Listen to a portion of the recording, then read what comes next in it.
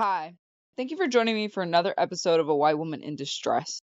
This podcast is dedicated to raising awareness for missing children, teens, and adults who have vanished under heartbreaking circumstances. My mission is simple: to keep their stories alive and to help bring them back to their families. In a world where media coverage isn't always equal, it's vital to recognize that many cases go overlooked. Marginalized groups, including Indigenous people, people of color, the LGBTQ plus community, runaway teens, and homeless individuals often face systematic barriers, leading to underinvestigations and inadequate attention. These groups deserve to have their stories heard just as loudly, whether it's just jurisdictional complexities affecting Indigenous women and girls, or the media bias towards missing people of color, or the stigmas of runaway teens, or those living on the streets.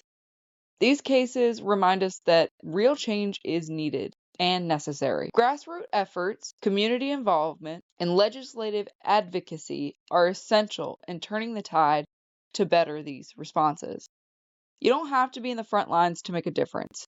Even small actions, like sharing information or providing anonymous tips, can play a crucial role in bringing a loved one home. Every family deserves answers, and every missing person deserves to be found. I want to take you guys back for a minute. The whole reason I started doing this podcast was because when you used to walk into Walmart, does anybody else remember that wall that was like when you walk in, it was on the left? At least in my Walmart, it was on the left when you walked in, and it was just a whole wall of missing people. And have you seen me? And we don't have that anymore. They don't post that anymore. And I feel like because they aren't doing that, we're not realizing how many people are actually missing, especially in our area, in our state. I just feel like we've kind of taken a step back in spreading information. I don't know if that was specifically a Walmart thing or not, but there was always a way to see missing people. So I'm trying to help bring that back, and I'm trying to get the word out there and just try my best to be a good person. And I really want everybody out there to be a good person too. With that being said, before we dive into today's story, please be aware that this content may include themes of violence, sexual assault, or other distressing topics. Listener discretion is advised. Today, we're going to go over the mysterious case of Cierra Jeanna Chapman, who is a 30-year-old woman who vanished after leaving her ex-boyfriend's apartment in Trotwood, Ohio in December of 2022. Despite ongoing investigations, numerous searches, and a significant reward, Cierra has not been found, leaving her family and community desperate for answers. So, as I always do, I will go over their life a little bit before we get into the details of their disappearance and so on. So let's start with who Cierra Jeanna Chapman was. She was born on November 12, 1992. She was a loving mother, sister, and daughter. At 30 years old, she was described as fun and vibrant, who was close to her family and particularly tight-knit with her sister, Letitia Lofton. Her family remembers her as someone who always kept in touch, never missing a phone call or text message from a loved one, especially her son. The bond that she had with her family was strong, making her disappearance all the more unsettling, which is why when I say that it can happen to anyone, it happens to people that literally talk to people every single day and then all of a sudden just poof, gone with no trace. And it's really odd to me because you don't just vanish into thin air.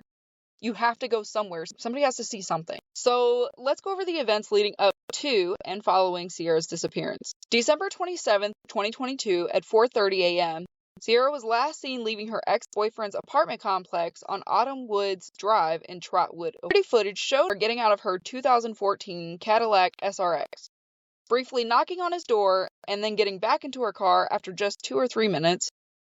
She then drove away and hasn't been seen since. December 29th, 2022, Cierra's family reported her missing after failing to hear from her. According to her sister Letitia, it was unusual for Cierra to go so long without contacting her family, especially her son. On January 6, 2023, Cierra's silver 2014 Cadillac SRX SUV was found abandoned on Jewel Avenue in Middletown, Ohio, nearly 30 miles away from where she was last seen. The weird thing is that her purse and personal belongings were still inside the car, but there was still no trace of Cierra or any idea of where she could have gone. This discovery raised alarm bells for investigators because Cierra had no connections to Middletown, and her family insists that she would have had no reason to be in that area. From the beginning, Cierra's disappearance has been treated as suspicious by law enforcement, which 100% I agree with that. Her family also believes that foul play has been involved. As soon as her vehicle was found, police began processing it for any clues, but there was no immediate signs pointing to where she might have gone. Dayton Police Mayor Brian Johns, who has been overseeing the investigation, has made it clear that Cierra didn't just vanish by accident. In his words, this is a well-planned and orchestrated event, and we believe people know what happened. Obviously, because people don't just vanish into thin air with no one seeing anything, considering that her car was found 30 miles away from where she was last seen, plus it just all seems a little weird to me. So, y'all remember the ex-boyfriend that she went to visit the night that she disappeared? Well, he has only given a statement over the phone, but he has yet to come and make that statement in person, which has raised additional concerns. Which, obviously, because why won't you just go into the police station? It's really not that hard. Just go in there, make a statement, sign it, and then go on about your day, right?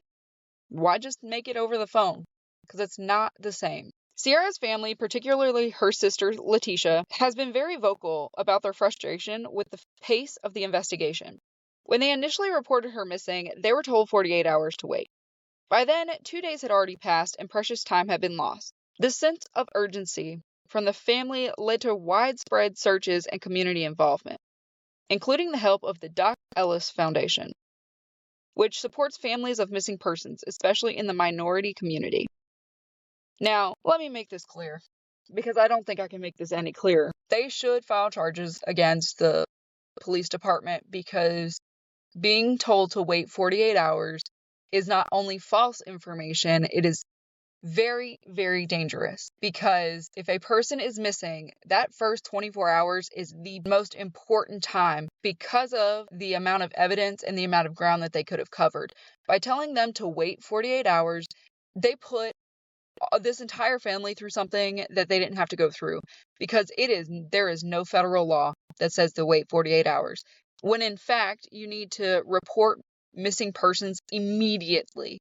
As soon as you realize that they're missing, you really need to go ahead and call the police department, make that statement, okay, so they can go ahead and get Amber Alerts, Senior Alerts, or just missing persons information out there. Please don't wait 48 hours. And if you're told to wait 48 hours, insist, push the situation, get their name in the database.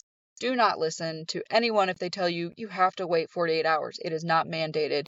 Do not wait, please. In the months following her disappearance, law enforcement and volunteers have conducted multiple large-scale searches along Trotwood, Dayton, and Middletown, with help of the EQ Search, a national search and recovery team. These searches have included ATVs, drones, and cadaver dogs, but so far, none of them have produced significant clues.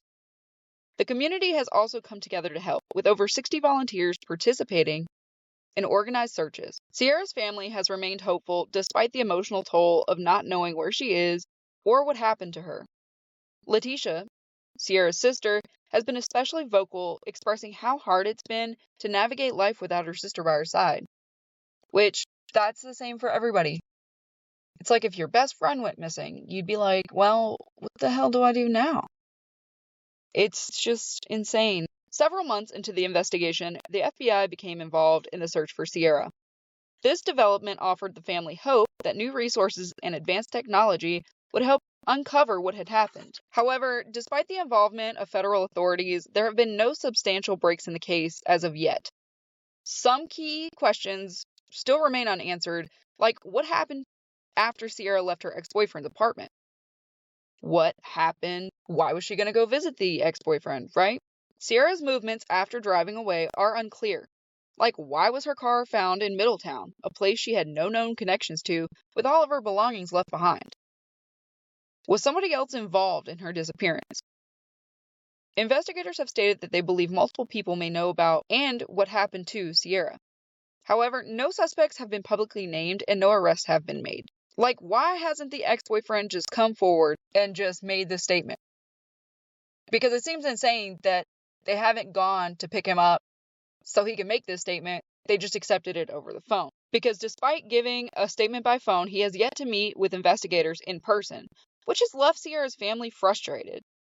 They believe that his cooperation could be crucial to understanding what might have happened to her. Cierra's family, including her sister Letitia and her aunt Regina, have been very vocal throughout the investigation. They've organized vigils, participating in media interviews, and continue to raise awareness in hopes that someone will come forward with the information needed to bring Cierra home. They refuse to give up hope, but the emotional toll has been significant. Cierra's disappearance has left a noticeable void in her family, especially her young son's life, who continues to ask where his mother is. Letitia shared that it was so heartbreaking to have to explain to him that they don't have any answers yet, but they're doing all that they can. Anyone with information to come forward. Authorities have increased the reward for information leading to Cierra's whereabouts to $20,000.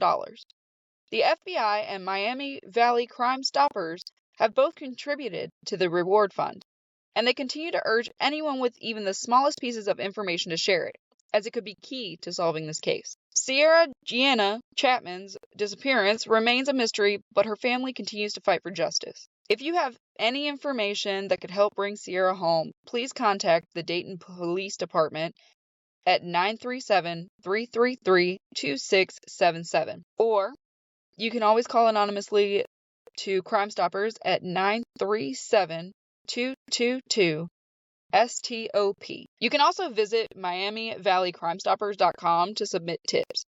Cierra's son, her sister, and her entire family deserve answers. Let's do our part in helping them find peace. I want you to stay vigilant out there. If you see something, say something, do something.